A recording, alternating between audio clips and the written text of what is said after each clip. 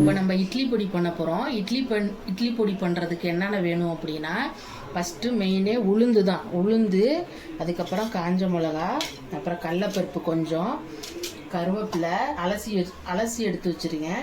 அதுக்கப்புறம் கல்லுப்பு, பெருங்காயத்தூள், அப்புறம் நல்லெண்ணெய். இப்போ மிளகாயை வறுக்கிறதுக்கு கொஞ்சம் நல்லெண்ணெய் ஊற்றிக்கலாம்.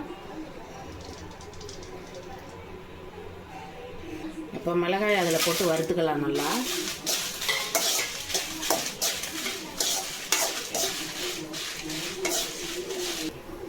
இப்போ மிளகாய் நல்லா வறுப்பட்டுருச்சு. இதை எடுத்துக்குவோம். இப்போ கடலப்பருப்பை ஃபஸ்ட்டு தனியாக போட்டு வறுத்துக்குவோம். ஏன்னா உளுந்தை விட கடலப்பருப்பு வறுப்படுறதுக்கு கொஞ்சம் நேரம் அதிகமாகும். அதனால் இதை தனியாக வறுத்துக்குவோம். இப்போ கடலப்பருப்பு ஓரளவுக்கு லைட்டாக வறுத்துருச்சு. அதுக்கப்புறம் அதில் உளுந்து அதிலே போட்டுக்கலாம்.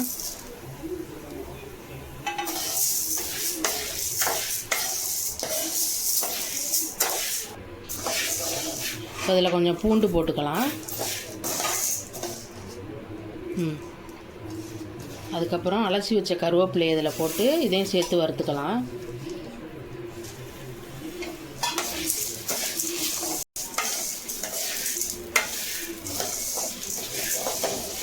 இப்போ ஓரளவுக்கு வறுபட்டுருச்சு. இப்போ இதில் கொஞ்சம் பெருங்காயத்தூள் போட்டு இதையும் சேர்த்து வறுத்துக்குவோம்.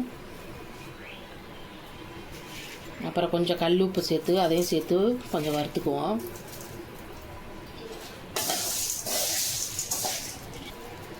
ஆல்ரெடி வறுத்து வச்ச மிளகாவையும் அதையும் இதில் தூக்கி போட்டு நல்லா இது பண்ணிக்குவோம், கிண்டிக்குவோம். இப்போ நல்லா வறுபட்டுருச்சு. இதை வந்து நம்ம மிக்சியில் அரைச்சி எடுத்துக்குவோம். இப்போ இதை இறக்கி ஆற வச்சுக்குவோம். இப்போ ஆறிடுச்சு. இப்போ பெரிய மிக்சி ஜாரில் போட்டு இதை அரைச்சிக்குவோம்.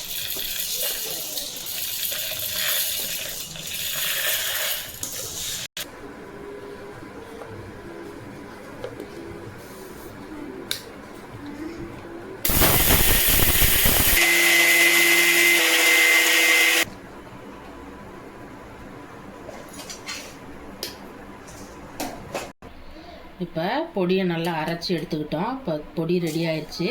இதை அப்படியே இட்லிக்கையோ இல்லை தோசைக்கோ இல்லை சாதத்துக்கு கூட போட்டு பிசைஞ்சு சாப்பிட்லாம். நல்லெண்ணெய் ஊற்றி நல்லாயிருக்கும்.